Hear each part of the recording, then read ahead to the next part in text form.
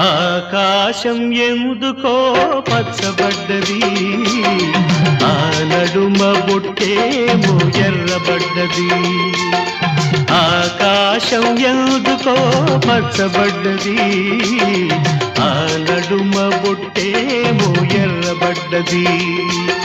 వీచే గాలుల తాకిడి, సాగే గువ్వల అలజడి, రమ్మని పిలిచే పైబడి.